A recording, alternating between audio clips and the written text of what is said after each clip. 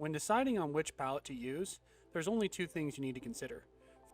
First is that the standard Saunders pallet does not work with our rail system. Our rails cover up the mounting holes, and that makes it very difficult to put the system on and off the Saunders plate. The second thing that you need to be aware of is that we have three different sizes. We have an 8-inch, a 10-inch, and a 12-inch.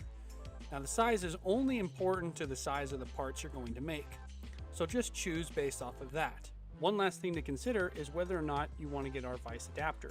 The Vise adapter is a really good solution to pallet changing. If you don't have a Saunders plate to bolt the pallet to, and you have vices permanently installed in your machine, this will give you an easy and fast pallet changing system.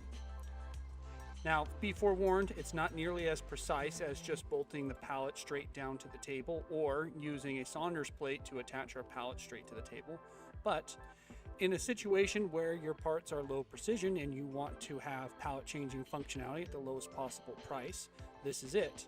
It comes with a key. This key allows you to position your pallet 90 degrees, so you can go lengthwise or widthwise. In this case, I have it shown with the pallet arranged over the top of the vise to maximize area. So if you're looking for an inexpensive way to get pallet changing on your machine, this will do it. And that's pretty much it. If you have any questions, don't hesitate to give us a call, send us a text message. You can also reach us through email and on social media. Until next time, thanks for watching.